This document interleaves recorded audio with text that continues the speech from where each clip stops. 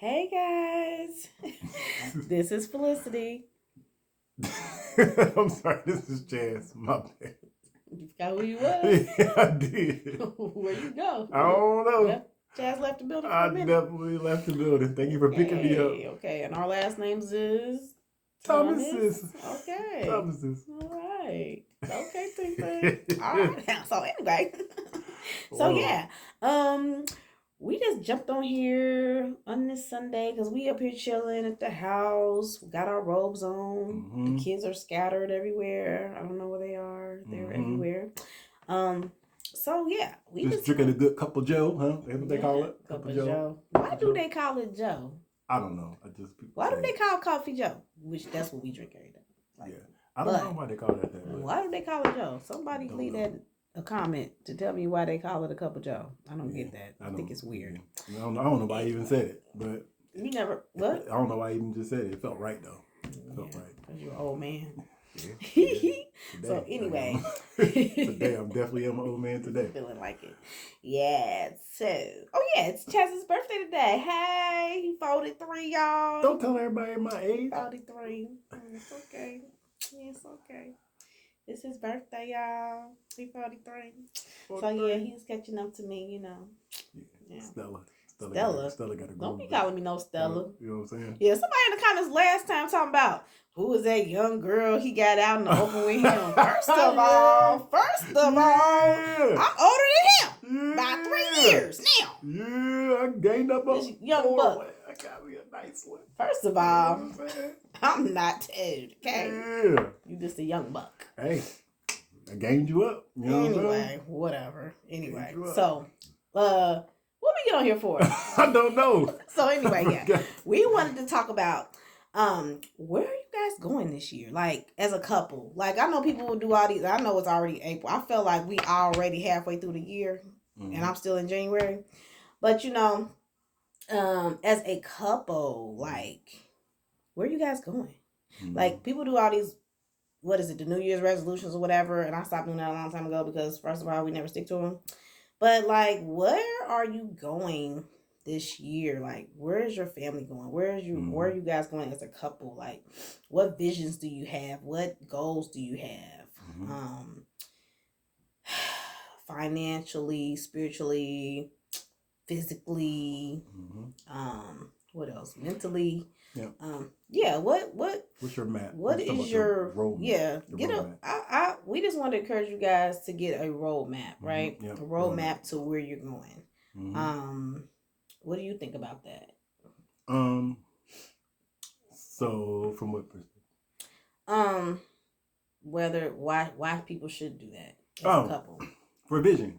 I think that it's good to be able to have the vision of where you're going. It's hard to kind of just go somewhere and you don't know where you're going. So instead of just driving ain't that like the Teslas? They can drive by themselves. Yeah. So why would you want to drive by yourself and not know where you're going? You know, you want to be able to actually be able to do it, you know what I'm saying, yourself. You know what I'm saying? So not having, you know, a vehicle take you to where you're going, you be the person to take you to where you want to go. So I think it's good to have a vision and have a plan on where you're going, especially as the man, you know, especially as, you know, the head and things like that, to have a vision for your family and to be able to guide the way you need to go. The Tesla was a good example because, you know, we actually know somebody that has a Tesla and they got that option, I think, for it to drive itself. So it's like, first of all, I don't know if I like that or not. I'll be like, the machines are going to take over.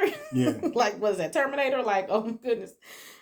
So this, like, would you really let a car take you? Just, you going to get in the car and just let it drive you anywhere? Right. So wouldn't you, like, type something in, like an address, a destination?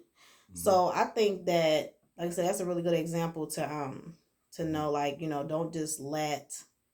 I feel like that's what we've been doing. A lot of us been doing, like, we just New Year, you know, we just kind of go wherever our lives take us.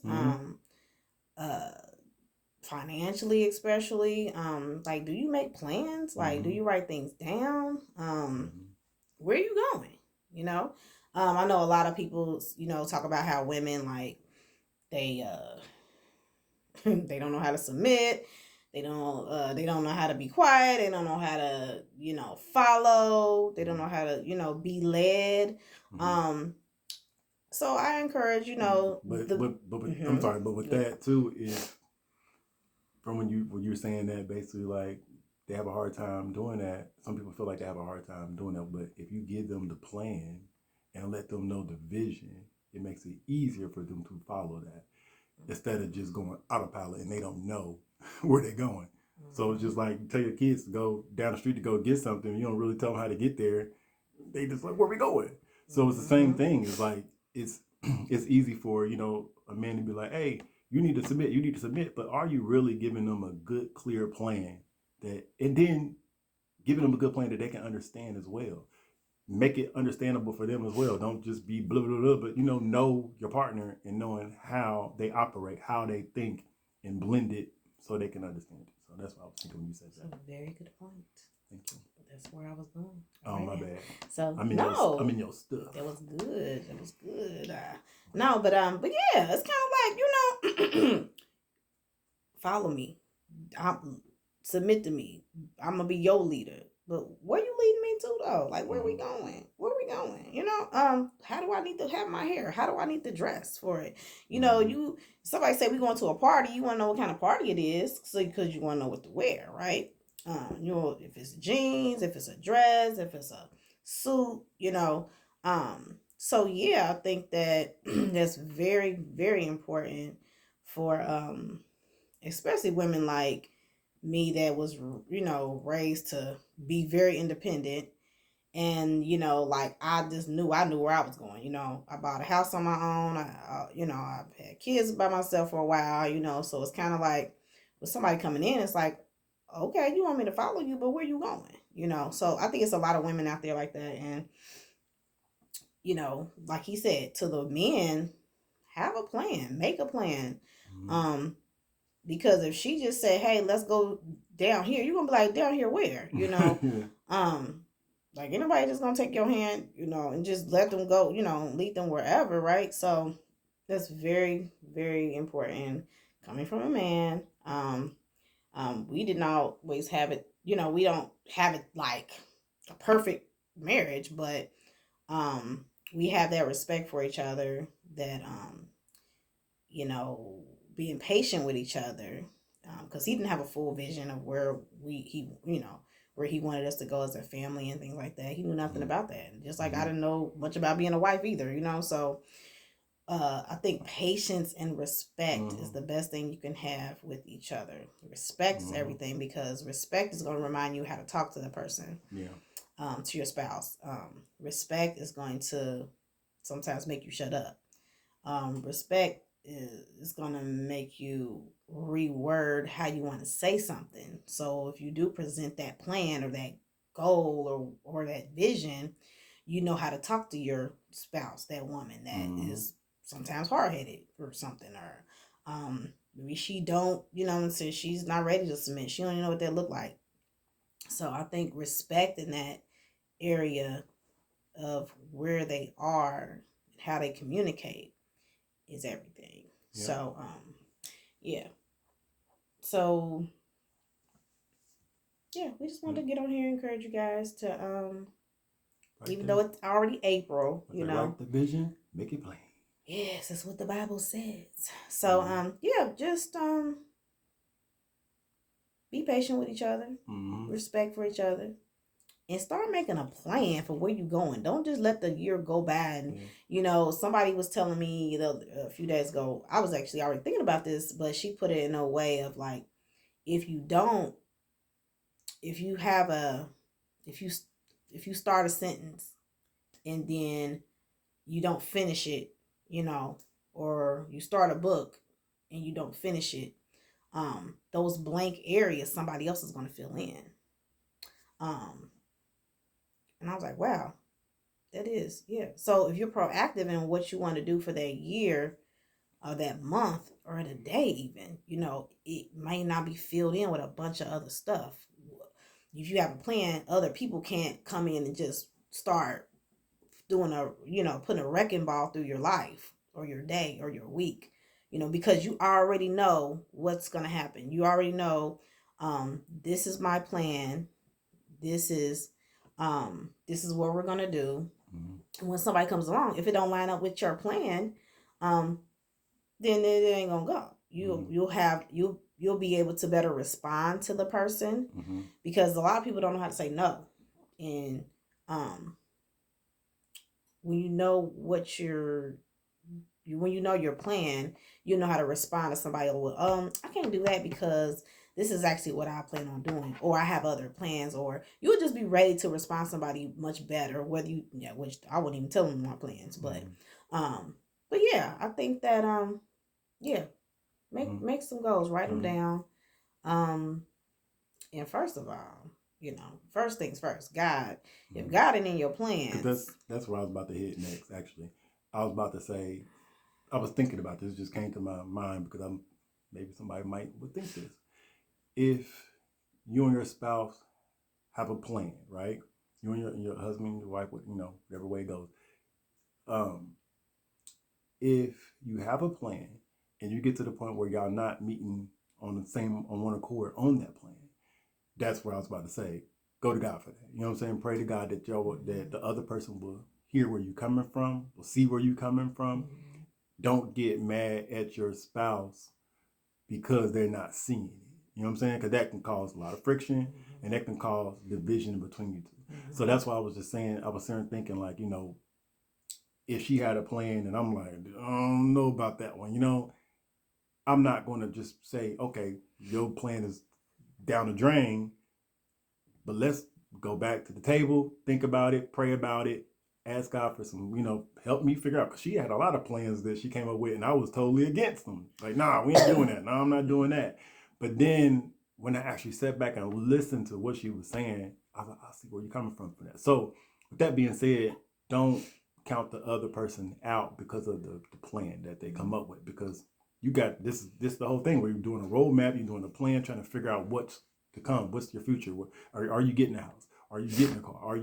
What are these things you're doing? Are you, are you having kids? That could be something that y'all got planned. You know what I'm saying? So, or even the kids, what the kids want to do, school, athletics, stuff like that. Come up with the plan, but don't divide y'all. Y'all got to come and be, united front with it, and really come to a point where y'all come together with it. And if it is a disagreement with it, all right, pray about it, come back to it, and then just come back to it and really be able to pray about it and figure it out. And with that, to add to that, make sure the plan is from God in the first place. Yeah. Right. Because sometimes the things might not be working because God didn't even tell you to do that. Been there. We have been there, both of us, separately and together. So make sure your plan is from God, because just because somebody else is doing it don't mean it's for you. Just because you see it on TV might not be for you. Make sure this plan is tailor-made for you and your family. Just because it look good on somebody else do not mean it's gonna look good on you. And be creative. Like I said, don't do what everybody else is doing, because I think that's what a lot of people are doing, and it's not working out. It's not working out. Let your marriage be your marriage, and stop looking at other people's marriages to determine your plan. In your whole marriage, because we have people all the time like, hey, do this, do that, you should do this, you should do that, with your husband or your spouse or your wife or whatever. And sometimes people think you crazy about how you live. Some things we do, there's some things we don't do. Like some things that a lot of couples do, we don't do. No, my house don't roll like that.